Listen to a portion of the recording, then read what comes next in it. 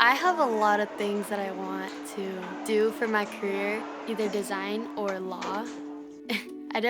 One of my tops is Harvard and Yale, but it's really hard. But this school is really great to get you prepared for stuff like that. Yeah.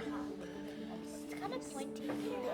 And The Women's Foundation of Boston is a foundation that raises money and creates and funds programs that economically empower greater Boston women and girls.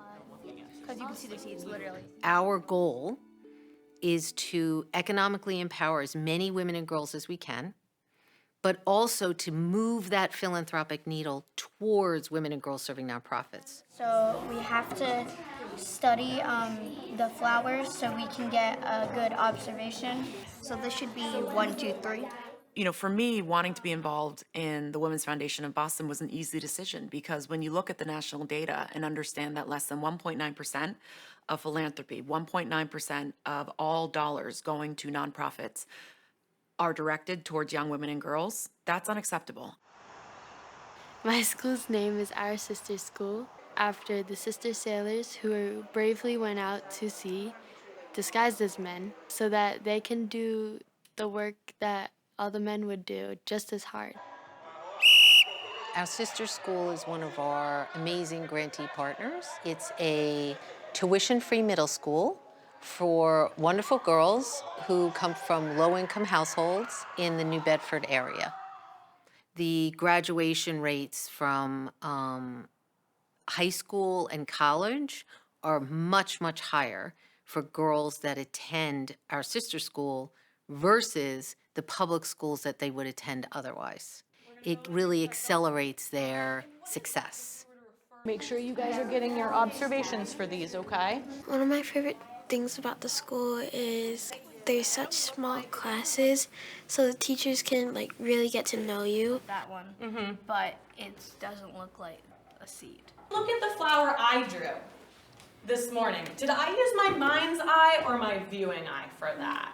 What did I use, Arabella? The way we do things is very unique, actually, and part of it is because we are businesswomen.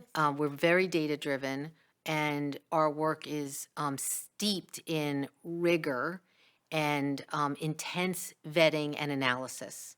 So when we take our donor dollars very, very seriously. One of the projects that we supported at our sister school was their greenhouse.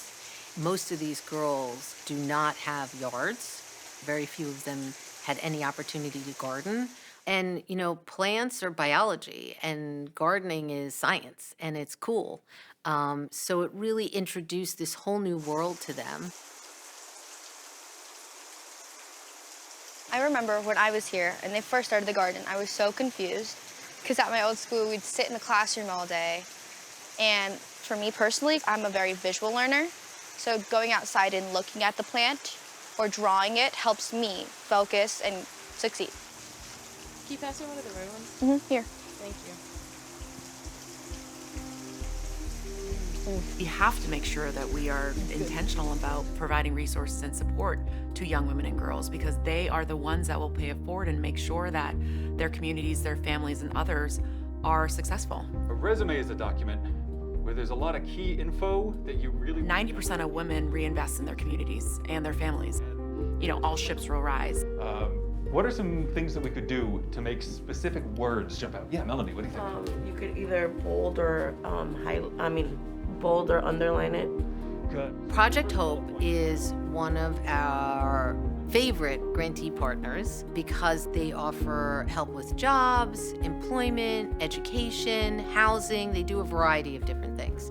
And we specifically funded their technology space because these women, before coming to Project Hope, didn't necessarily know how to access email, create and manage a calendar electronically, do scans. But we were beginning to talk about how to make this email more strategic.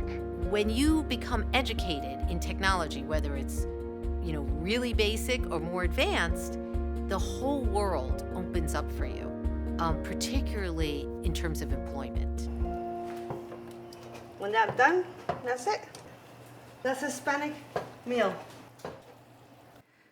My name is Claudia Palacios. I'm a single mom and have wonderful 3 kids. You know, have 2 teenagers, you know, they've been bullied. And I told them, I get bullied too. You get bullied too, Ma? Yeah, I'm 49 years old, still get bullied.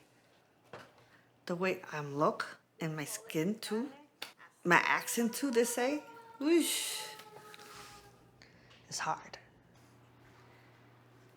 The Project Hope opened doors for me. I learned how to set up a resume, write a letter, PowerPoint, Zoom.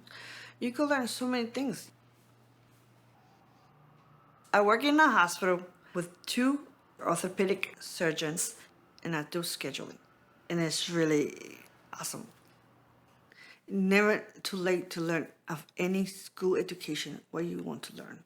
My kids, they're happy because they will see Mom's doing it, and they could do it too. So I'm gonna ask you all to send something that looks like this. I run the Red Sox Foundation, which is a nonprofit public charity. We have worked with thousands of nonprofits. And so when we think about this demographic of young women and girls, I can't tell you many other nonprofits, if any, that are uniquely focused on ensuring that young women and girls are empowered and have the support they need to succeed. The Women's Foundation of Boston is it.